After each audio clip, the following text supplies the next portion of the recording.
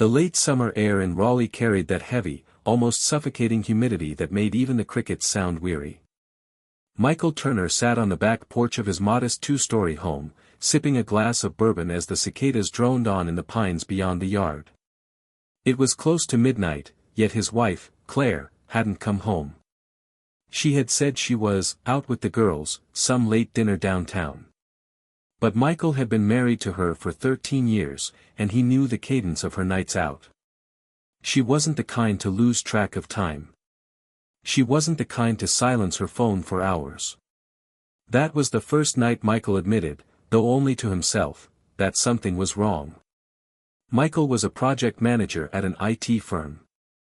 His days were long, filled with spreadsheets, vendor calls, and the endless stress of keeping clients happy. But when he came home to Claire, he usually found peace. They had routines: dinner at 7, a shared glass of wine, a TV show before bed. Nothing extravagant, but stable, or so he thought. Claire, a part-time interior decorator, had always been the more vibrant one. She loved hosting neighbors, redecorating corners of the house, finding reasons to plan trips. Michael admired her energy, though lately, it felt misdirected. Her phone became an extension of her hand. Texts she turned away to answer. Sudden smiles she wouldn't explain. And more, girls' nights that left Michael alone at the dinner table, staring at cooling plates of food. At first, he dismissed it as paranoia. Then came the lies that didn't quite line up. A work event that he later learned hadn't happened. A dinner with a friend who, when bumped into at the grocery store, didn't recall it. Something inside Michael started to crack. The first time he checked her phone, he hated himself for it. Claire had left it charging in the kitchen. Michael lay in bed, restless, the bourbon warm in his veins. At 1:14 a.m., when she still hadn't come home, he got up, padded down the stairs, and unlocked it. The passcode was still their wedding date. There were no texts, no calls, nothing suspicious at all. Almost too clean. And then he noticed a second messaging app, hidden in a folder. A name he didn't recognize lit up the screen: Ethan. The messages were casual but intimate. Talk of meeting spots. Inside jokes. The kind of playful banter Michael hadn't heard from his wife in years. His chest tightened as he read. He set the phone down carefully, as though it might burn him. When Claire finally stumbled in close to 2, smelling faintly of whiskey and perfume, Michael pretended to be asleep. His jaw clenched so tightly it hurt. The next weeks were a blur of half-truths and silent observations. Michael tried to act normal. He still kissed her cheek in the mornings, still ate dinner across from her, still played the part of the devoted husband. But behind his calm expression, he was cataloging every detail. The subtle perfume she didn't wear for him. The new lingerie tucked away in drawers. The constant excuses. He even followed her once. It was a Thursday. She said she had a late consultation with a client. Michael left work early, parked his car 2 blocks down, and waited. His stomach churned as he watched her emerge in a dress he hadn't seen before, short, black, elegant. She looked radiant. She didn't go to a client's house. She didn't go anywhere near work. She walked into a downtown hotel. An hour later, Michael saw her through the lobby windows, laughing with a tall, broad-shouldered man who placed his hand on the small of her back as they moved toward the elevator. Michael gripped the steering wheel so hard his knuckles went white. He didn't follow them upstairs. He didn't need to. The image burned itself into him, permanent and merciless. That night, when she returned, Michael wanted to scream. He wanted to throw the truth in her face, to demand answers. Instead, he stared at her as she hummed in the bathroom, removing her makeup, acting as if nothing were wrong. "Good night," she said softly, sliding into bed beside him. Michael lay awake, a storm inside his chest. He couldn't understand how she could lie so easily, so smoothly. How she could climb into the same bed after being in another man's arms. The betrayal hollowed him. And yet, he wasn't ready to let go. He wasn't ready to destroy everything, not without a plan. Weeks turned to months. Michael gathered pieces of evidence, receipts, screenshots, photos. He became an investigator in his own home, all while Claire carried on the facade. But the toll grew heavier. He snapped at colleagues. He drank more. He stared too long at strangers, imagining their lives, wondering if they too carried such secrets. One night, he asked her directly. "Claire, are you happy with me?" She froze, toothbrush in hand. "Of course I am. Why would you ask that?" Michael studied her face. The practiced smile. The too quick answer. "No reason," he lied. Inside, something hardened. It was on their 13th anniversary that Michael struck. Claire suggested dinner at a new upscale restaurant. She dressed beautifully, her eyes bright. To an outsider, they looked like a picture-perfect couple. But halfway through the meal, Michael slid a small envelope across the table. "What's this?" she asked, confused. "Open it," he said evenly. Inside were photographs. Screenshots of texts. Receipts. Evidence laid out with surgical precision. Her face drained of color. "Michael. I can explain." "No," he interrupted, his voice low, trembling with restrained fury. "You don't get to explain. Not anymore." People at nearby tables shifted uncomfortably, sensing the tension. Claire lowered her voice. "Please, not here." Michael leaned in, his eyes burning. "Do you have any idea what you've done to me? To us? 13 years, Claire. 13 years, and you throw it away for him?" She stammered, tears welling. But Michael was already standing, tossing cash on the table. "Enjoy your dinner," he said coldly, before walking out. The divorce was brutal. Claire begged for forgiveness, swore it was over, that it was just a mistake. But Michael couldn't unsee, couldn't unknow. In court, he remained calm, methodical, just as he had been in building his case. The house went to him. Her reputation in their community was shattered. One evening, weeks after the papers were signed, Michael sat again on the back porch, bourbon in hand. The cicadas hummed in the darkness. He wasn't happy, not yet.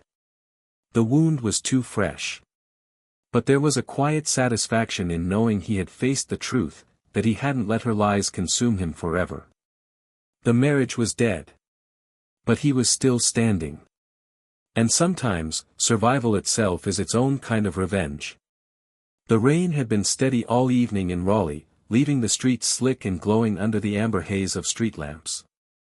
In the parking lot of a cheap roadside motel, Claire Turner sat in her car with the engine off, staring at her trembling hands on the steering wheel. Her mascara had smeared from tears, leaving dark shadows under her eyes. It had been 3 months since the divorce was finalized. 3 months since her life imploded, since Michael walked away with the house, the dog, the reputation of the wronged husband. And here she was, living week to week in a rented apartment she could barely afford, clinging to Ethan, the man who had once felt like an escape but now felt more like a curse. Her phone buzzed. Ethan again. "Where are you?" She ignored it. For once, she didn't want to go to him. For once, she didn't want to be anyone's secret or mistake. Instead, she scrolled to a name she hadn't touched in weeks. Her thumb hovered over it. Michael. And then, almost without thinking, she pressed call. Michael Turner had grown used to silence. The big house in North Raleigh felt cavernous now, echoing with every creak of the floorboards. At first, the loneliness crushed him. He would wake in the night, reaching for someone who wasn't there. He would open the fridge and expect a second voice to ask what he was hungry for. But slowly, he began to settle into a new rhythm. His evenings were quieter now. He cooked simple meals, poured his bourbon, and sometimes sat on the porch listening to the cicadas. On better nights, he met co-workers for drinks or went for late jogs under the streetlights. And once, unexpectedly, he met someone. Her name was Rachel. A paralegal at the firm handling his divorce paperwork. She was younger than him, sharp-witted, with a dry sense of humor that cut through his bitterness. Their connection was tentative, careful. She knew his wounds were fresh. He liked that she didn't push. But trust was harder. Every time Rachel's phone buzzed during dinner, Michael's chest tightened. He caught himself glancing at it, wondering who was on the other end. He hated that Claire's betrayal had rewired him like this. Still, Rachel's presence was a light. A possibility that maybe life could move forward. Then, late one rainy night, his phone rang. The caller ID made his stomach twist. Claire. Michael almost didn't answer. He let it ring until the last second, then swiped the screen. "What do you want, Claire?" His voice was flat, controlled. There was silence on the other end, except for her shaky breathing. Finally, she whispered, I didn't know who else to call." Michael closed his eyes, pinching the bridge of his nose. He wanted to hang up. He wanted to tell her to never dial his number again. But something in her voice, the rawness, the desperation, stopped him. "Where are you?" he asked. She gave him the address of a motel on Capitol Boulevard. He almost laughed at the cliché of it. But instead, he found himself grabbing his keys. When Michael pulled into the lot, he spotted her immediately. Claire looked smaller somehow, hunched in her car, her once carefully styled hair limp and wet from the rain. She opened the door and stepped out, wrapping her coat around herself. He rolled down his window. "You've got 5 minutes. What do you want?" Her eyes filled with tears. "Michael, please. I just need to talk." He sighed, unlocking the passenger door. Against his better judgment, she slid in. The smell of cheap perfume and cigarette smoke clung to her. "I made a mistake," she said quietly, staring at her hands. "Ethan, he's not who I thought he was. He doesn't want me." "Not really." "I lost everything, Michael. The house, my friends, my life. And her voice cracked. "I thought maybe you could forgive me." Michael barked a bitter laugh. "Forgive you? Claire, you blew up our marriage for that guy. And now, what? He's not Prince Charming, so you come crawling back." Her tears spilled over. "I still love you." Michael turned to her, anger rising. "No, Claire. You loved yourself. You loved the thrill, the chase. You didn't love me enough to stay faithful." She sobbed quietly, the sound filling the car. For a moment, Michael felt the old instinct to comfort her, to wipe her tears. But he forced himself still. "Get some help," he said coldly. "But not from me." She looked at him, broken. "So that's it? 13 years, and you don't even care if I live or die?" Michael's jaw clenched. He put the car in gear. "I cared. Too much. But I'm done." He pulled out of the lot, leaving her standing alone in the rain. For Claire, things only got worse. Ethan had never been interested in commitment. To him, she was a thrill, an escape from his own failing marriage. Once her divorce was final, the shine wore off. He grew distant, impatient, sometimes cruel. One night, in a fit of rage, he shoved her against the wall of his apartment. Her lip split, blood trickling down her chin. Ethan froze, muttered an apology, but the damage was done. Claire realized she had traded a loyal husband for a man who barely respected her. She tried calling Michael again. He didn't answer. She tried leaning on old friends. Most had drifted away, scandalized by the affair. Alone and desperate, Claire began drinking more heavily, slipping into a spiral she couldn't control. Meanwhile, Michael tried to move on with Rachel. They shared dinners, hikes at Umstead Park, lazy Sundays with coffee and newspapers. But Claire's shadow still lingered. One evening, Rachel confronted him. "You're not here," she said gently, touching his hand. "You're with me, but part of you is still there. With her. With what she did." Michael looked down. "I don't know how to let it go." "Then you'll never be free," Rachel whispered. Her words haunted him. He realized he couldn't truly move forward until he faced the last pieces of his past head-on. The breaking point came when Claire showed up at his doorstep. It was a Saturday morning. Michael opened the door to find her swaying on the porch, clearly drunk, mascara streaked. "Michael, please," she slurred. "I have nowhere else to go." Behind her, Rachel stood frozen in the hallway, eyes wide. Michael's chest burned with shame and fury. "Claire, you can't do this. Not here. Not anymore." Claire reached for him, but he stepped back. "You chose this path. You don't get to drag me down with you." Rachel's voice was steady. "You need to leave, Claire." Something in Claire's face twisted, anger, humiliation, heartbreak. "You'll regret this," she hissed, before stumbling back down the steps. A week later, Michael heard that Ethan had dumped her for good. Rumors spread that Claire had lost her job after too many missed days, too many mistakes. She was unraveling, and no one was there to catch her. Michael felt nothing. No triumph, no satisfaction. Just a quiet emptiness. Sitting on his porch one night, Rachel beside him, he finally spoke aloud the truth he had been circling for months. "She destroyed herself.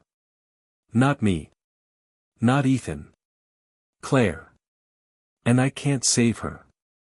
Rachel took his hand. "You don't have to." For the first time, Michael believed it. He wasn't her husband anymore. He wasn't her safety net. He was simply a man who had survived betrayal and was learning, slowly, how to live again. The cicadas hummed in the pines. The bourbon was warm in his hand. And for the first time in years, Michael felt a fragile but genuine peace.